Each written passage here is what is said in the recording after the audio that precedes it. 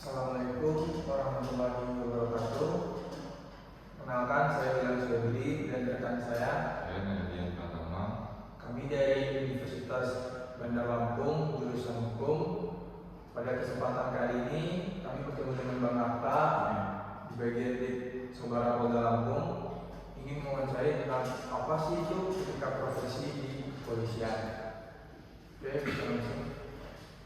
Jadi Bang Arta, ini sih Bang, apa pentingnya etika profesi di dalam kepolisian itu Bang?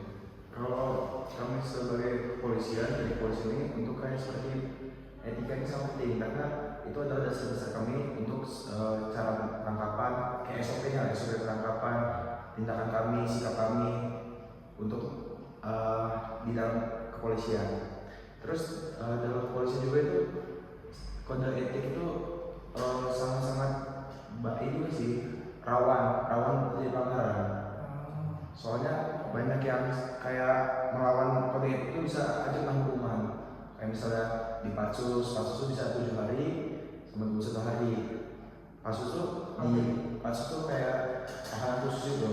Jadi ditahannya di Polda Lampung, di Polda Satu ITERA, di Paminalnya. Itu ntar yang ngecek itu Paminal sendiri masalah itu.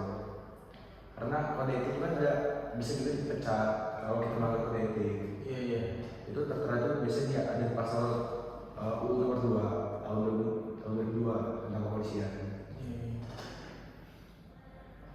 Terus ini Bang, kayak tantangan etis yang dihadapi polisi itu apa aja sih Bang dalam itu profesi itu? Tantangannya tuh kayak biasanya polisi terlalu sekarang ini udah kayak kena suap. Iya. Dikit-dikit apalagi udah dikit duit.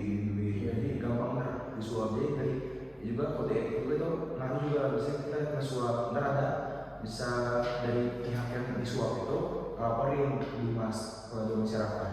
Itu bisa juga kena juga di kami. Itu bisa diperiksa oleh kriminal dari kriminal itu polisi lah ibaratnya propos.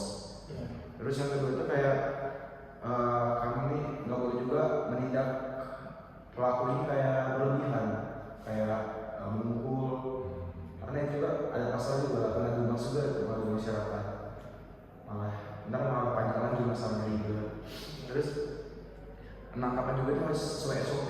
Misalnya kita kalau tangkap tapi gak ada surat perintah itu nggak bisa kita langsung tangkap. Jadi kita tangkap itu harus benar-benar dari sprint. Jadi kami ini kerja ini yang berdasarkan sprint. Gitu. Terus yang terakhir Bang Arta, jadi dampak pelanggaran etika dalam kepolisian itu apa aja sih Bang? Kalau dampak itu kayak misalnya kita itu kayak kita mukulin orang atau suap, jadi masyarakat itu berkurang sih kepercayaan kepada kami. Terus kalau misalnya kita kayak gitu, kriminalitas semakin banyak karena dikit duit. Jadi nggak perlu sogok kalau ibaratnya di situ. Jadi orang mikirnya di dalam kita nanti kriminal, jadi kita bisa bayar polisi gitu, aman bebas. Sekarang sih itu sih. Terus sanksi hukum bagi polisi juga banyak, kayak tadi bisa dipecat, terus bisa patsus jadi tahan dulu. Nah kalau tahan polisi itu ya lebih berat lagi sih masalahnya, kan sampai dicek.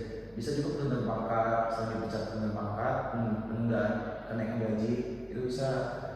Terus kayak kita suatu kan kayak ibarat kita kasih korupsi sih.